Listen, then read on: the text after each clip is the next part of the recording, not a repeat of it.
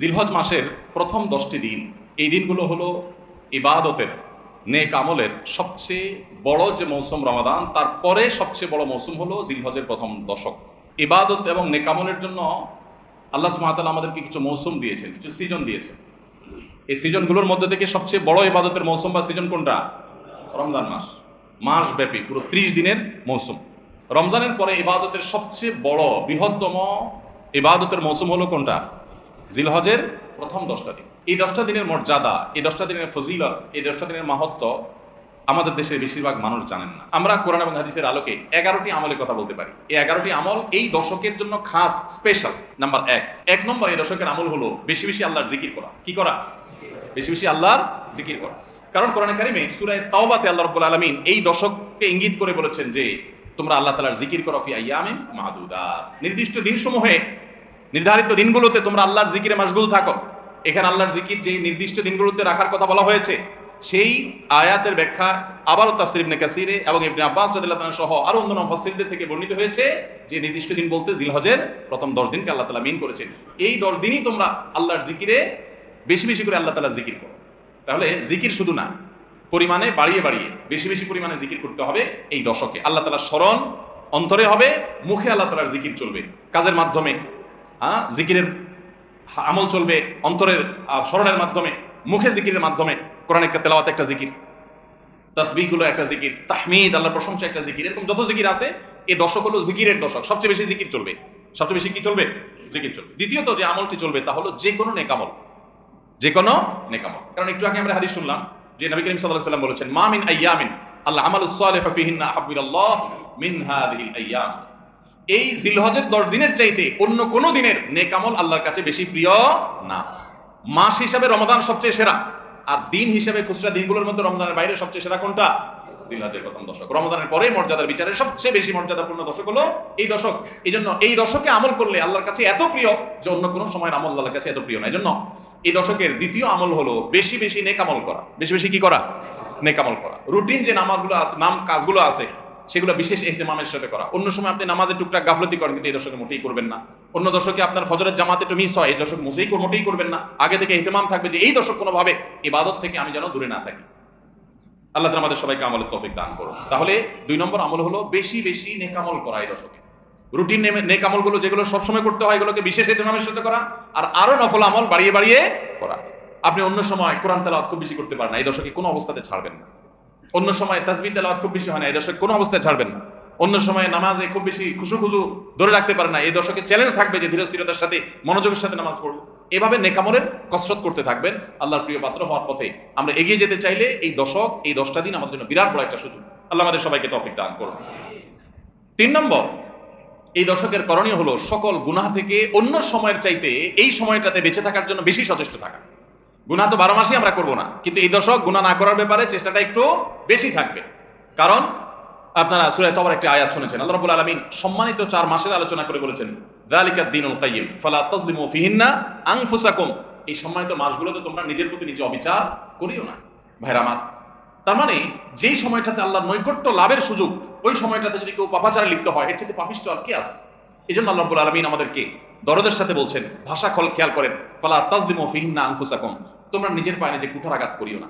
এই 10 দিন না, শুধুমাত্র এই পুরো সম্মানিত 4 মাস, সম্মানিত 4 মাসের ভিতরে টানা 3টা মাস চলছে, জিলকদ, জিলহজ, মুহররম, আরেকটা হলো রজব মাস, রমজান আগের মাস।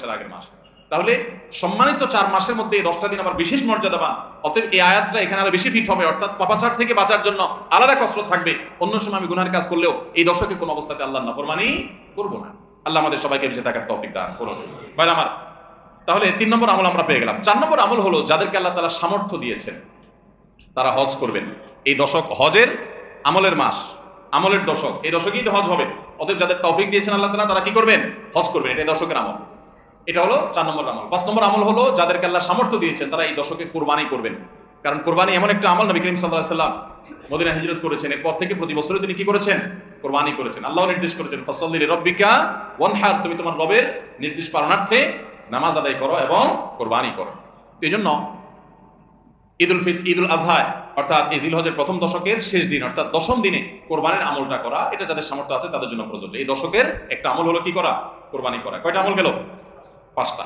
6 নম্বর হলো যাদের কোরবানি করার ইচ্ছা আছে তারা জিলহজের চাঁদ উঠার আগে আগে জিলকদ মাসের শেষ দিনের মধ্যে তাদের হাতের নখ, চুল, গোফ, অবাঞ্ছিত লোম এগুলো সব কেটে পরিষ্কার করে ফেলবেন এবং এই দশক আর সেগুলোতে হাত দিবেন না।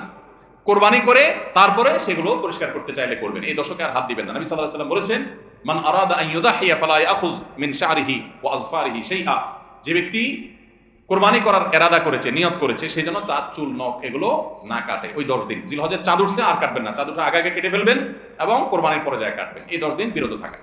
তবে অন্য আরো বিভিন্ন রেওয়ায়াত থেকে, বর্ণনা থেকে বোঝা যায় যে এই আমলটা শুধু যিনি কোরবানি করবেন তিনি নন, যিনি কোরবানি করবেন না, কোরবানি করার সামর্থ্য নাই, তিনিও এই আমল করতে পারেন, তাহলে আল্লাহ তাআলা তাকে কোরবানি করার সওয়াব দান করবেন। এমনকি কোন কোন সালাফ, কোন কোন সাহাবী থেকে এই আমলও বর্ণিত আছে যে বাসার বাচ্চা কাচ্চা যারা আছে তাদেরকেও এই দশকে চুল, নখ ইত্যাদি কাটতে নিষেধ করেছেন। তাহলে চুল, নখ ইত্যাদি কাটা থেকে বিরত থাকা এই 10 দিন, আগে কাটা এবং পরে কাটা, এই 10 দিন না কাটাকাটি না করা, এটা একটা মুস্তাহাব আমল এবং প্রায় সব ফুকাহায়ে কেরাম এই ব্যাপারে একমত হয়েছেন। মওসুআ ফিকহিয়া কুয়েতিয়ার মধ্যে লেখা হয়েছে যে ইত্তাফাকাল ফুকাহা, সব ফকিহগণ প্রায় একমত যে এই দশকে যিনি কোরবানি করবেন তিনি তো বটেই, কোরবানি যিনি করবেন না তাদের তরফ থেকেও চুল, নখ এগুলা কাটা থেকে বিরত থাকা মুস্তাহাব। তাহলে 6 নম্বর আমল গেল চুল, নখ ইত্যাদি দশক না কেটে থাকা। 7 নম্বর আমল হলো এই দশকে বেশি বেশি তাকবীর পাঠ করা। এটা তাকবীরে মুতলাক বলা হয়, সাধারণ তাকবীর। আল্লাহু আকবার, আল্লাহু আকবার, লা ইলাহা ইল্লাল্লাহ, আল্লাহু আকবার, আল্লাহু আকবার ওয়ালিল্লাহিল হামদ। এই তাকবীরটা হলো মিন শাআইরিল ইসলাম, এটাকে আমরা করতে পারি। ইসলামের যে নিদর্শনগুলো আছে সেগুলোর মতো করে এই তাকবীরটা আমরা পাঠ করব, এমন ভাবে পাঠ করব যে অলিতে গলিতে, রাস্তাঘাটে সব জায়গায় তাকবীরের ধ্বনি চলতে থাকবে, কারণ ডিস্টার্ব করে না, মৃদু কণ্ঠে সব জায়গায় গুনগুনিয়ে আমাদের মুখ থেকে তাকবীর চলবে। আপনারা অনেকে হয়তো শুনে থাকবেন সাহাবায়ে কেরাম রিদওয়ানুল্লাহি তাআলা আজমাইনের মধ্যে থেকে কেউ কেউ, আবু হুরায়রা রাদিয়াল্লাহু তাআলা আনহু, আরো কোন সাহাবীর আমল বর্ণিত আছে যে প্রথম দশক শুরু হলে তারা বাজারে চলে যেতেন। বাজারে কেন যেতেন ভাই? শুধুমাত্র এই নিয়তে বাজারে যেতেন যে বাজারে গিয়ে অনেক মানুষজন থাকবে, তাদের সামনে গিয়ে উচ্চস্বরে তাকবীর পাঠ করব, আমার তাকবীর শুনে পুরো বাজারে সবাই গুনগুনিয়ে তাকবীর বলে উঠবে, এই উদ্দেশ্যে শুধুমাত্র কোন সাহাবী বাজারে যেতেন এবং যে বলতেন আল্লাহু আকবার, আল্লাহু আকবার, লা ইলাহা ইল্লাল্লাহ, আল্লাহু আকবার, আল্লাহু আকবার ওয়ালিল্লাহিল হামদ। শয়তান আমাদের পুরো সমাজকে গ্রাস করে ফেলছে ভাই, সর্বত্র, আমাদের বাসা বাড়ি, আমাদের ব্যবসা প্রতিষ্ঠান, আমাদের শিক্ষা প্রতিষ্ঠান, আমাদের চিন্তা চেতনা, মন, মগজ, দেহ, মস্তিষ্ক সবকিছু ইবলিস নানাভাবে আমাদেরকে প্রভাবিত করে রাখছে। ইবলিসের ওয়াজ তো আজকাল আমরা শুনি না। কোরআনে আল্লাহ তাআলা সবচেয়ে বেশি যাকে শত্রু হিসাবে দেখাইছেন সে হলো কে? ইবলিস। তার ব্যাপারে আল্লাহ বলেছেন যে সে আমাদের আদু ও মুবিন, স্পষ্ট শয়তান। আমরা জীবনে কোনোদিন দেখি নাই, আল্লাহ বলেছেন স্পষ্ট শয়তান। কেমনে স্পষ্ট হলো? আমরা দেখি না, সে থাকে গোপনে, আল্লাহ বলেছেন স্পষ্ট। ভাইরা আমার, এই জন্য আল্লাহ স্পষ্ট বলেছেন যে শয়তান নিজে দেখা না দিলে কি হবে, শয়তানের শয়তানি সারাক্ষণ আমাদের চোখের সামনে ভাসে, চতুর্দিক থেকে শয়তানি আমরা দেখি না। তো এই শয়তান তার শয়তানি করে করে পরিবেশটাকে আমাদের নষ্ট করে ফেলছে। আমাদের দেশ তরুণ প্রজন্মকে ধ্বংসের দ্বারপ্রান্তে নিয়ে যাওয়া হয়েছে, তাদেরকে দিন থেকে এত দূরে সরাই দেওয়া হয়েছে, কখনো শিক্ষার নামে, কখনো সংস্কৃতির নামে, কখনো বিনোদনের নামে, কখনো খেলাধুলার নামে, কখনো ক্যারিয়ারের নামে, এক এক সময় এক এক নাম দিয়ে আমাদের সন্তানদেরকে আল্লাহে দিন থেকে এত দূরে সরিয়ে ফেলা হয়েছে। আমরা অনেকে এখনো আঁচ করতে পারছি না, ভয়াবহতা কোথায় গিয়ে ঠেকেছে অনেকে অনুমান করতে পারছি না। সমাজ থেকে শয়তানের এই সমস্ত শয়তানির প্রভাব দূর করবার জন্য জিলহজের প্রথম দশকে অলিতে গলিতে, রাস্তাঘাটে, বাসা বাড়িতে, ব্যবসা প্রতিষ্ঠানে সব জায়গায় তাকবীর ধ্বনি উচ্চারিত করতে থাকেন। এই তাকবীর ধ্বনি নীরবে না, সশব্দে, সশব্দে বলতে মানুষকে ডিস্টার্ব করে না, যতটুকু মানুষ সহনীয় হয় মৃদু কণ্ঠে এই তাকবীর গুনগুনিয়ে আমরা গাইতে থাকবো, আওয়াজ করে করে বলতে থাকবো, সর্বত্র এটি ধ্বনিত হতে থাকবে। এই আন্দোলনটা আমার প্রত্যেকটা একটু করতে হবে। রাজি আছি তো ইনশাআল্লাহ? ভাইরা আমার, বাজারে গিয়ে, চায়ের দোকানে, মাছের বাজারে বা খুব জমজমাট বাজারে গিয়ে যদি আপনি হঠাৎ করে তাকবীর দিয়া উঠেন, আল্লাহু আকবার, আল্লাহু আকবার, লা ইলাহা ইল্লাল্লাহ, আল্লাহু আকবার, আল্লাহু আকবার ওয়ালিল্লাহিল হামদ, কত মধুর কণ্ঠে এই তাকবীর পাঠ করা যায়। আল্লাহু আকবার, আল্লাহু আকবার, আল্লাহ সবচেয়ে বড়, আল্লাহ সবচেয়ে বড়, লা ইলাহা ইল্লাল্লাহ, আল্লাহ ছাড়া সত্যিকার কোনো মাবুদ নাই, লা ইলাহা ইল্লাল্লাহ, আল্লাহু আকবার, আল্লাহ বড়, ওয়ালিল্লাহিল হামদ, আল্লাহ বড়, আল্লাহ বড় এবং তার জন্য সমস্ত প্রশংসা। ভাইরা আমার, আল্লাহর এই বড়ত্ব এটা বলতে গিয়ে আজকাল আমাদের অনেকের হেজিটেশন হয়, আমাদের অনেকের মধ্যে ইতস্তত বোধ হয় যে মানুষের সামনে যায় বলবো, একা একা বলি ঠিক আছে, মানুষের সামনে আবার বলবো কেমন লাগে। এগুলো আমাদের ইমানের দুর্বলতার দলিল। আমার আল্লাহর বড়ত্ব বর্ণনা করতে আমার মধ্যে ইতস্তত বোধ যদি হয়, তো আমার সাথে নিমক হারাম আর কে আছে আল্লাহর জমিনে? আমি কত আল্লাহ নিমক হারাম যে আল্লাহ সারাদিন আল্লাহ নিয়ামতের ভিতরে ডুবে আছি, আল্লাহর বড়ত্বটা জোরে বললে কে কি মনে করবে, আমি এই চিন্তা করছি। তো আমরা ইনশাআল্লাহ এই অচলায়তন ভাঙবো তো?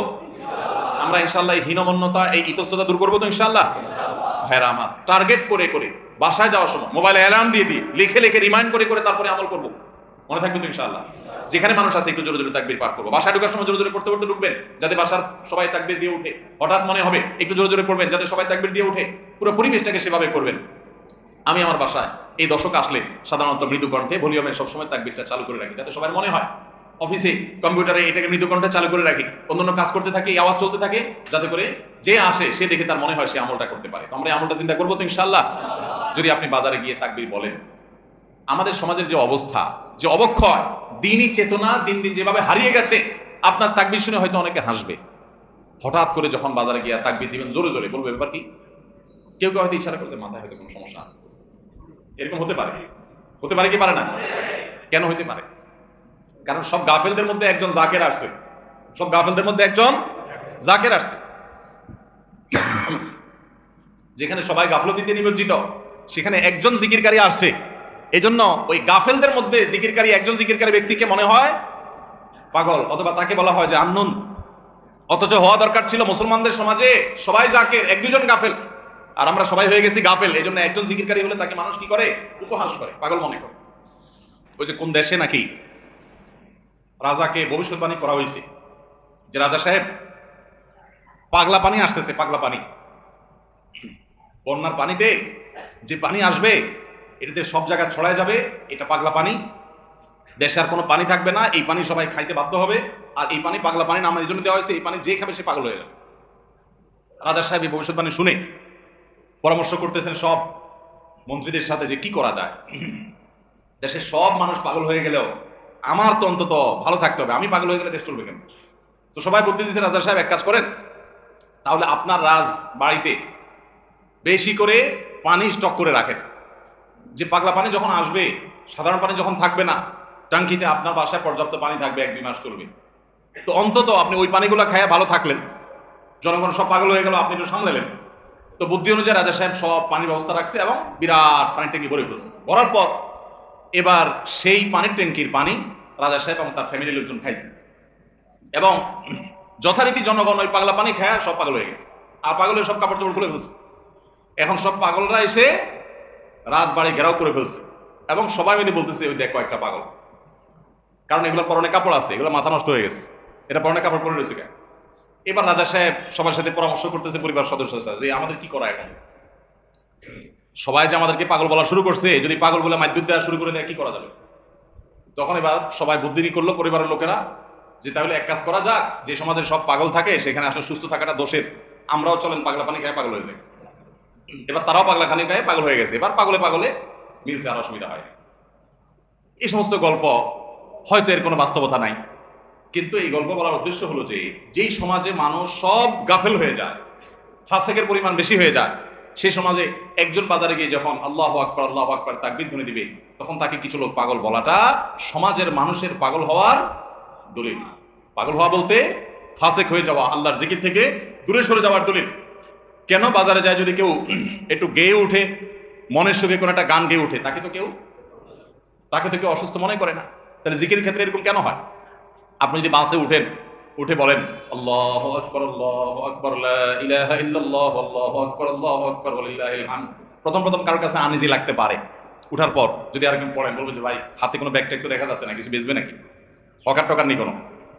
আপনি যদি তখন সুন্দর করে যারা অবাক হয়ে তাকাবে তাদের যদি বলেন ভাই এই দশকে আমাদের নবীজি বেশি বেশি করে উচ্চস্বরে তাকবীর পাঠ করতে বলেছেন, আপনারা তো সবাই মুসলমান, আপনাদের সবাইকে স্মরণ করানোর জন্য আমি জোরে জোরে করছি, আপনারা কেউ মনে কিছু নিয়েন না, বাস আলহামদুলিল্লাহ, তাইলে ইচ্ছা কত। তো আমরা এই আমলটা করবো তো ইনশাআল্লাহ। কঠিন আমল, কিন্তু এটাকে চিন্তা করতে পারলে সমাজে সর্বত্র যখন তাকবীরের ধ্বনি ভাসতে থাকবে শয়তান পালা যাবে ইনশাআল্লাহ সমাজ থেকে। ঘরে যখন সারাদিন তাকবীর ধ্বনি ভাসতে থাকবে শয়তান পালা যাবে। আল্লাহ আমাদের সবাইকে আমলের তৌফিক দান করুন। জিলহজের প্রথম দশকে এই আমলটা সম্পর্কে নবী করিম সাল্লাল্লাহু আলাইহি ওয়াসাল্লামের ভাষ্য খেয়াল করেন। তিনি বলেছেন ফাকফিরু ফীহিন্না মিনাত তাকবীরি ওয়াত তাহলিলি ওয়াত তাহমিদ। জিলহজের প্রথম দশক যখন শুরু হয়, তোমরা বেশি বেশি করে তাকবীর পড়ো, বেশি বেশি করে তাহমিদ পড়ো, বেশি বেশি করে তাহলিল পড়ো, অর্থাৎ আল্লাহু আকবার লা ইলাহা ইল্লাল্লাহ আল্লাহু আকবার লিল হামদ বেশি বেশি করে পাঠ করো, নবী সাল্লাল্লাহু আলাইহি ওয়াসাল্লাম নির্দেশ করেছেন। তাহলে কয় নম্বর আমল গেল? 7 নম্বর আমল, বেশি বেশি করে তাকবীর তাহমিদ তাহলিল পড়া। 8 নম্বর আমল হলো এই তাকবীর তাহমিদ তাহলিলটাই বিশেষভাবে পড়া। 7 নম্বরটা হলো সাধারণভাবে রাত দিন যতক্ষণ পারেন বেশি বেশি পড়বেন, কোনো সময় ফিক্স নাই, এবং 10 দিন ফুল। আর 8 নম্বর আমল হলো এই তাকবীরটাই নির্দিষ্ট সময় নির্দিষ্ট দিনগুলোতে বিশেষভাবে পড়া। সাধারণভাবে তো পড়বেনই, আর বিশেষভাবে পড়বেন। বিশেষভাবে কখন? আইয়ামে তাশরিকে। আইয়ামে তাশরিক কাকে বলা হয় ভাই? জিলহজের 9 তারিখ ফজরের পর থেকে নিয়ে জিলহজের 13 তারিখ আসর পর্যন্ত, জিলহজের 9 তারিখ ফজর থেকে নিয়ে জিলহজের 13 তারিখ আসর পর্যন্ত প্রত্যেক নামাজের পর সবাই যার যার জায়গা, পুরুষরা সরবে আর মা বোনরা বাসা বাড়িতে নীরবে তারা তাকবীর পাঠ করবেন। আল্লাহু আকবার, আল্লাহু আকবার, লা ইলাহা ইল্লাল্লাহ, আল্লাহু আকবার, আল্লাহু আকবার ওয়া লিল্লাহিল হামদ। প্রত্যেক নামাজের পরে একা একা পড়েন আর জামাতে পড়েন, সর্বাবস্থা। জামাতে পড়লে ইমামের সাথে তাল মিলায় পড়তে হবে জরুরি না, প্রত্যেকে যার যারটা শেষে পড়বেন। মনে থাকবে তো ইনশাআল্লাহ? তাহলে 8 নম্বর আমল হলো আইয়ামে তাশরিক, অর্থাৎ জিলহজের 9 তারিখ থেকে 13 তারিখ পর্যন্ত প্রত্যেক নামাজের পরে তাকবীরগুলো জোরে জোরে পাঠ করতে থাকবো ইনশাআল্লাহ। 9 নম্বর আমল হলো জিলহজের 1 তারিখ থেকে 9 তারিখ পর্যন্ত এই 9 দিনই নফল রোজা রাখা। এই 9 দিনই নফল রোজা রাখা। এই 9 দিন নফল রোজা রাখা সম্পর্কিত একটা হাদিস পাওয়া যায়, এবং এই 9 দিনের নফল আমল সম্পর্কে মওসুআ কুয়েতিয়া কুয়েতিয়া, কুয়েত থেকে প্রকাশিত ফিকহ বিশ্বকোষ, সেখানে বর্তমান সময়ের সবচাইতে অথেন্টিক ফতোয়ার কিতাবগুলোর মধ্যে থেকে, প্রসিদ্ধ কিতাবগুলো থেকে একটা, ফতোয়ার কিতাবগুলো থেকে মওসুআ কুয়েতিয়া, সেখানে লেখা হয়েছে যে ইত্তাফাকুল ফুকাহা, সমস্ত ফকিহগণ এবারে একমত যে জিলহজের 1 তারিখ থেকে 9 তারিখ পর্যন্ত এই 9 দিনই রোজা রাখা মুস্তাহাব। এই 9 দিন রোজা রাখা মুস্তাহাব। বিভিন্ন বর্ণায় এটি প্রমাণিত হয়, যদি সে বর্ণাগুলো কোনো সনদী মুহাদ্দিসরা কেউ আপত্তি তুলেছেন, কিন্তু ফুকাহা কেরাম এ ব্যাপারে রেকমেন্ড করেছেন যে এই 9 দিন রোজা রাখা মুস্তাহাব। যেহেতু জিলহজের প্রথম 10 দিনের পুরো 10 দিনই ইবাদত আল্লাহর কাছে প্রিয়, অতএব নফল আমল, রোজাও একটা নফল আমল, সেই হিসাবে রোজাটা অটোমেটিকও চলে আসে। এই জন্য 9 নম্বর আমল হলো জিলহজের 1 থেকে 9 তারিখ পর্যন্ত এই দিনগুলো কি করা? রোজা রাখা। 10 নম্বর আমল হলো স্পেশালি, বিশেষভাবে আরাফার দিনে, অর্থাৎ জিলহজের 9 তারিখে রোজা রাখা। জিলহজের 9 তারিখে কি করা? রোজা রাখা। প্রথম 9 দিন সাধারণ, আর বিশেষভাবে 9 তারিখের গুরুত্ব আরো বেশি, কারণ নবী করিম সাল্লাল্লাহু আলাইহি ওয়াসাল্লাম বলেছেন, সিয়ামু ইয়াউমি আরাফা আহতাসিবু আলাল্লাহি আন ইউকাফিরা আস-সানাতাল্লাতী ক্বাবলাহা ওয়াল্লাতী বা'দাহা। আরাফাত দিনের রোজা, অর্থাৎ জিলহজের 9 তারিখের রোজা, এই রোজার সম্পর্কে আল্লাহর কাছে আমার ধারণা, আল্লাহর প্রতি নবী সাল্লাল্লাহু আলাইহি ওয়াসাল্লাম বলছেন যে আমার ধারণা যে এই রোজার বিনিময়ে আল্লাহ তাআলা 1 বছর পূর্বের আর 1 বছর পরের, অর্থাৎ আগামী 1 বছর এবং গত 1 বছরের গুনাহ আল্লাহ তাআলা মাফ করে দিবেন। আমরা এই পর্যন্ত যত ফজিলতের কথা শুনেছি, পিছনে গুনাহ মাফ করে দিবেন, গত 1 বছর গুনাহ মাফ করে দিবেন, সারাদিন গুনাহ মাফ করে দেওয়া হবে, এরকম বিভিন্ন হাদিস আমরা শুনেছি, কিন্তু এরকম কোন হাদিসকে হয়তো আমরা এই হাদিস ছাড়া আরেকটা হাদিস শুনি নাই যে 1 বছর অগ্রিম গুনাহ মাফ করবেন। যদি আল্লাহ তাআলা কাউকে হায়াত দেন, তিনি 1 বছরের গুনাহ মাফ পেয়ে যাবেন। কোন কোন হাদিস বেত্তাগণ বলেন যে হাদিসের মধ্যে ইশারা পাওয়া যায় যে কেউ যদি আরাফাতের রোজা রাখার তৌফিক পায়, হয়তোবা আগামী 1 বছর হায়াত পাওয়ার তৌফিক হবে তার। যদিও এটা জাস্ট একটা ব্যাখ্যা, এটা এমন না যে হাদিসে বলা হয়েছে আলাদা গ্যারান্টি দিয়ে, এরকম না। অতএব ব্যত্যয় ঘটলে করতে পারে। কথা বুঝে আসছে ভাই? তো এই জন্য এই আরাফাত দিনের রোজা এটা আমরা মিস করবো না ইনশাআল্লাহ। তাহলে 10 নম্বর আমল গেল জিলহজের 9 তারিখের রোজা। 11 নম্বর আমল হলো ঈদুল আজহার সমস্ত সুন্নাতগুলো আমল করা। ঈদুল আজহার অনেকগুলো সুন্নাত আছে না? এই সুন্নাহগুলো সবগুলো আমল করা। ঈদুল আজহার যে সুন্নাহগুলো আমল সাধারণত হয় না, গোসল আমরা করি, সুগন্ধি আমরা ব্যবহার করি, আলহামদুলিল্লাহ, অন্য অনেক সুন্নাত আমরা আমল করি, কিন্তু যে সুন্নাতের আমল সাধারণত হয় না তার ভিতরে একটা হলো ফজরের নামাজ মহল্লার মসজিদে এসে পড়া, ভোর রাতে আগে আগে উঠা। অন্য সময়ের চাইতে ঈদের দিন ফজরে মুসল্লি আরো আমাদের মসজিদে কম থাকে, কারণ চাঁদ রাতে তামাশা করে বেড়ায়, ফজর নামাজ মিস হয়ে যায়। তো ইমানদার সেটা করতে পারেন না। ঈদের সুন্নাহটা বিশেষভাবে আদায় করার চেষ্টা করা দরকার, অর্থাৎ জামাতের সাথে ফজর নামাজ পড়া দরকার, আগে আগে উঠা দরকার। ঈদের দিনের সুন্নাতগুলোর মধ্যে থেকে একটা। আরেকটা সুন্নাত আমাদের অবহেলিত, আদায় হয় না, সেটা হলো ঈদুল আজহা হোক আর ঈদুল ফিতর হোক, ঈদের নামাজ মাঠে পড়ার চেষ্টা করা দরকার। কোথায়? মাঠে। মাঠ এখন কম, বিশেষ করে শহর এলাকাতে মাঠ একটু কম, কিন্তু যেগুলো আছে সেগুলো যদি সঠিকভাবে সবগুলোকে ব্যবহার করা হয় তাহলে অনেক জায়গায় সুন্নাহ জিন্দা হয়। আমরা ঈদের নামাজ মসজিদে পড়ি, কেন পড়ি? একটা অজুহাত দেই, মাঠ কম। এই অজুহাত সব ক্ষেত্রে গ্রহণযোগ্য না এবং সঠিক না। অনেক জায়গায় মাঠ থাকা সত্ত্বেও মানুষ মসজিদে নামাজ পড়ে, কারণ সব মহল্লার মানুষ আলাদা আলাদা নিজেরা একটু মাতবরি করতে চায়। আমরা আবার আরেক জায়গায় নামাজ পড়তে যাবো, আমাদের একটা বাকাওয়াতি থাকে। এই রোগ মসজিদে মসজিদে ঢুকে গেছে, মসজিদ কমিটির লোকদের মধ্যে রোগ ঢুকে গেছে। তারাই কোরবানি করতে রাজি না যে আমরা এখানে জমাত করবো না, চল আমরা সবাই মিলে বড় একটা মাঠে করি। বড় মাঠে কয়েক মসজিদের মুসল্লিরা একসাথে নামাজ আদায় করার যে সৌন্দর্য আছে, এই সৌন্দর্য মসজিদের মধ্যে ঈদের নামাজ পড়ার মাধ্যমে নাই। এই জন্য ভাইরা, মাঠে ঈদের নামাজ জিন্দা করার চেষ্টা করতে হবে ইনশাআল্লাহ। চেষ্টা করা যাবে না ইনশাআল্লাহ? তাই বলে আবার রাস্তাঘাট আটকায় মানুষের অসুবিধা হয় সেভাবে করে ঈদের নামাজ ব্যবস্থা করেন না। হ্যাঁ, যদি কোনো রাস্তা এরকম হয় যে না, এই রাস্তা বিকল্প বহু রাস্তা ডানে বামে আসে, মহল্লার রাস্তা, কারো কোনো অসুবিধা হবে না, তাহলে সেখানে হতে পারে শর্ত সাপেক্ষে। কিন্তু সাধারণত রাস্তা নয়, বরং আমাদের নামাজ পড়তে হবে কোথায়? মাঠে। এবং ঈদের নামাজ মসজিদে আদায় করবেন না, মাঠে আদায় করবেন। এই আওয়াজটা সর্বত্র তোলা দরকার। শহর তো বটেই, গ্রামে পর্যন্ত এখন প্রত্যেক মসজিদে মসজিদের নামাজ হয়। কেউ কাউকে মানতে রাজি না, কেউ কাউকে মানতে রাজি না। আরেক জায়গায় ঈদগাহে নামাজ পড়ে আমাদের ইজ্জত থাকে নাকি? তো এই লোক ইসলাম বুঝে নেই। ঈদের জামাত হবে, অনেক বড় জামাত, সেখানে বহু মসজিদের মুসল্লিরা আসবে, এটার মধ্যেই সৌন্দর্য, পুরো মহল্লার মানুষের সম্মিলন করবে, এই সুন্নাতটা আদায় হয়। ঈদুল আজহার আরেকটা সুন্নাত অবহেলিত, সেটা হলো ঈদুল আজহায় আমরা জানি যে প্রথম খাবার ঈদুল আজহার কোরবানির গোশত দিয়ে হবে, এটা সুন্নাত। ওমর রাদিয়াল্লাহু তাআলা থেকে একটা রওয়ায়াত বর্ণিত আছে যে আল্লাহ তাআলার উদ্দেশ্যে কোনো কিছু দান করলে এটা নিজে ভোগ করা যায় না। যায়? আপনি আল্লাহর রাস্তার জন্য, আল্লাহকে খুশি করার জন্য আল্লাহর রাস্তায় কিছু দিয়ে দিয়েছেন, এটা কি নিজে খাওয়া যায়? আর এটা আপনি গরিবকে দিয়ে দিবেন, মসজিদে দান করলে মসজিদকে দিয়ে দিবেন, আপনি নিজে ভোগ করতে পারবেন না। শুধু কোরবানি এবং আকিকা, এই দুইটা আমল আছে যে এই দুইটা আমল আল্লাহকে খুশি করার জন্য জবাই করার সময় বলছেন বিসমিল্লাহ আল্লাহু আকবার, আল্লাহুম্মা লাক মিনকা ওয়া লাক, আল্লাহ আপনার তরফ থেকে আবার আপনার উদ্দেশ্যেই কোরবানি করলাম, আমার কোনো ধান্দা নাই। অথচ আবার ঠিকই ওইটার গোশতটা আল্লাহ আপনাকে খেতে দিয়েছেন, কারণ এটা আল্লাহর পক্ষ থেকে সাদাকা, আল্লাহর পক্ষ থেকে মেহমানদারি, যে আল্লাহ আপনার থেকে কবুল করেছেন এবং বলেছেন বান্দা আমি বুঝে পাইছি, এবার তোমাকে দিছি, তুমি খাও। তো এই জন্য আল্লাহর মেহমানদারি দিয়ে দিনের প্রথম খাবার গ্রহণ করা, যাতে করে ক্ষুধার্ত থেকে খাবারের প্রতি আগ্রহী হন আপনি, এবং আল্লাহর মেহমানদারি দিয়ে প্রথম খাবার খান আপনি, এটা সুন্নাত।